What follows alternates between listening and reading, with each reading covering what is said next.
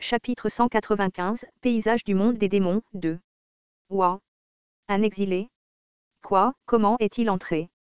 Les incarnations qui m'ont vu ont crié. J'ai couru à travers la foule et me suis caché dans l'ombre de la ville.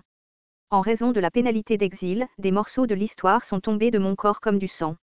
La zone autour de mon bras droit et de mon cœur a été stabilisée par l'absorption de nouveaux fragments d'histoire, mais le reste était différent. Les incarnations ont probablement vu cela et ont réalisé que j'étais un exilé. Où vas-tu? Ne devrions-nous pas le signaler? Eh bien, il va bientôt mourir. Allons-y, ce n'était pas étrange. Ce n'était pas la première fois qu'ils voyaient un exilé. Ils avaient peur des exilés parce qu'ils ne savaient pas ce que les exilés feraient. Je me suis appuyé contre un mur d'une ruelle et les gens qui me regardaient se sont rapidement dispersés. La locomotive magique qui apparut joua également un rôle dans l'apaisement de la situation. Les incarnations trouvèrent les locomotives couvertes d'une peinture noire menaçante et se retirèrent avec consternation. Reculez. Un noble arrive. Une locomotive traversait le centre du complexe industriel. Je ne le savais pas avec certitude, mais il semblait s'agir d'un invité d'un autre complexe industriel. Peut-être qu'un noble de haut rang du monde des démons était à bord. Une personne aussi forte que Renaït du paradis pouvait être à bord de cette locomotive. Je ne savais pas ce qui se passait, mais elle se précipitait vers l'usine pour une raison quelconque. La locomotive accéléra sans se soucier des incarnations qui traversaient la route. Les roturiers effrayés commencèrent à grogner. On dirait la locomotive de Giloba.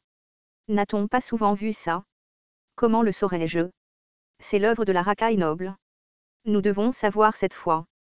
Il y a une histoire selon laquelle le 73e royaume des démons est en cours d'intégration. C'était une histoire assez intéressante, alors j'ai concentré mon audition sur les mots qui dérivaient. Le royaume des démons est en cours d'intégration. Ces ducs bougent leur gros cul. Oui, mais le Don et Berkan bougent. Sivitz ne va-t-il pas être vraiment nerveux? À la mention du duc qui gouvernait le 73e royaume des démons, les autres incarnations intervinrent également dans la conversation. Ah! Cette rumeur était vraie. Mais, nous n'avons pas eu de roi démon à la tête de ce royaume depuis des milliers d'années. Alors cette fois, le roi démon sortira de notre territoire.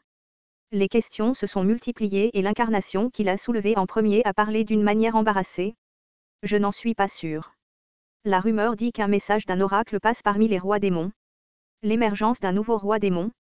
Les ducs semblent penser qu'ils seront celui-là. J'ai vu une conversation similaire dans Ways of Survival. Il était temps que ce type de rumeur émerge. J'étais arrivé au bon moment. Roi démon? J'ai regardé la locomotive s'éloigner. Les complexes industriels avaient également des rangs. Les nobles étaient ceux qui dominaient les complexes industriels. Les citoyens étaient les incarnations à différents niveaux. Les citoyens qui ont perdu leurs histoires et sont tombés étaient les esclaves de l'enlèvement. Il n'y avait plus que ces trois classes, mais l'histoire était complètement différente une fois qu'un roi démon est arrivé. Roi démon? Un dirigeant qui gouvernait un royaume démoniaque, une personne avec un pouvoir absolu dans un monde. Il n'y avait aucun moyen pour l'espèce ici de désobéir au roi démon. Dans les royaumes démoniaques, les rois démons avaient le même statut puissant qu'une constellation de niveau narratif. Peut-être que les ducs du 73e royaume démoniaque essayaient de contrôler l'émergence d'un tel roi démon. Une fois qu'un roi démon est apparu, ce n'était qu'une question de temps avant que le système de pouvoir actuel ne s'effondre. Cependant, un roi démon doit être créé. C'est pourquoi je suis venu dans le monde des démons. La deuxième information. Cherchez le magasin d'horloge Etika. Un nouveau message est arrivé et j'ai levé la tête pour regarder le ciel. Dans l'obscurité, on pouvait entendre la faible énergie du petit bonhomme. Heureusement, le petit bonhomme ne manquait pas de bon sens. Il y avait un dicton parmi les Doc Abyss qui disait qu'il apprenait la morale auprès d'un petit bonhomme, mais c'était parce que les Doc Abyss détestaient les petits Bahanams. Là, tu pourras obtenir ce que tu veux. J'ai hoché la tête légèrement et le Weniman a de nouveau disparu. Le magasin d'horloge Etika. Il semblait que le Weniman était au courant de la méthode pour obtenir le scénario du monde des démons. En fait, il y avait des informations sur le magasin d'horloge dans Ways of Survival. Malgré tout, j'ai demandé des informations au Weniman afin de ne pas attirer l'attention inutile. Il fallait se déplacer en fonction des probabilités. J'ai baissé les yeux sur mon bras gauche qui était sur le point de se casser. Je ne pouvais pas obtenir le scénario tout de suite simplement parce que j'allais au magasin d'horloge. Au lieu de cela, il y avait un moyen d'atténuer la pénalité d'exil. Le magasin d'horloge Etika était un endroit qui existait à cette fin depuis le début. Je me suis déplacé sans tarder. Ce n'était pas ici. Pas cette ruelle. J'ai relevé mon col pour que l'histoire brisée ne soit pas visible et j'ai couru dans les ruelles du complexe industriel. Cependant, je n'ai pas pu trouver le magasin d'horloges. C'était naturel. Il n'y avait pas d'horloge dans le monde des démons. De telles choses n'avaient de sens que pour des êtres dont la vie était aussi courte que celle des humains. Cela aurait été plus facile à trouver si j'avais pu lire Ways of Survival. Il n'y avait aucun moyen de lire le fichier texte car il n'y avait pas de smartphone. Si j'avais su cela, j'aurais demandé à Beyoncé de me préparer un smartphone à l'avance. Au final, devrais-je prendre le risque de demander à quelqu'un l'emplacement du magasin d'horloges Etika? Soudain, quelqu'un m'a frappé à l'épaule. Qu'est-ce qui ne va pas avec tes yeux? Ah, je suis désolé. Et alors si tu es désolé? Bon sang, j'ai laissé tomber les pièces à cause de toi. Merde. La personne avait environ 15 ans. Un beau jeune homme me regardait avec des yeux froids tout en portant des pièces mécaniques. Eh bien, je suis désolé. Je me demandais s'il était nécessaire de jurer mais le garçon parlait plus vite que moi. Si tu es désolé, alors ramasse-les vite. J'étais submergé par les mots féroces qui sortaient des belles lèvres et ramassaient les pièces tombées. J'avais l'impression que l'ancien, Kim Dok-jia, était soudainement apparu. J'ai supposé que j'avais pris les pièces trop rapidement, ce qui a fait rire le garçon. Bon sang, je te laisserai partir une fois. Fais attention la prochaine fois. Le garçon a pris les pièces, m'a regardé avec des yeux distinctifs et s'est précipité en avant à nouveau. Alors pourquoi? J'ai vu son visage et j'ai eu l'impression d'avoir été frappé à l'arrière de la tête avec un marteau. Ce n'était pas parce que j'avais été grondé par quelqu'un de plus jeune que moi. Ce type. Comme dans tous les romans fantastiques, il y avait de beaux et jolis personnages dans Ways of Survival. Parmi les beaux et jolis personnages, il y avait ceux qui étaient décrits comme l'équivalent de Yu Jong-hyuk. Kirgyo Rodjrem que j'ai rencontré à Peaceland était un tel cas. Au fait, ce monde contenait des gens plus beaux que Kirgyo. Dans de tels cas, quelle expression devrait être utilisée? Le garçon était si beau que Yu Jong-hyuk a dû lui frapper les joues 2 fois.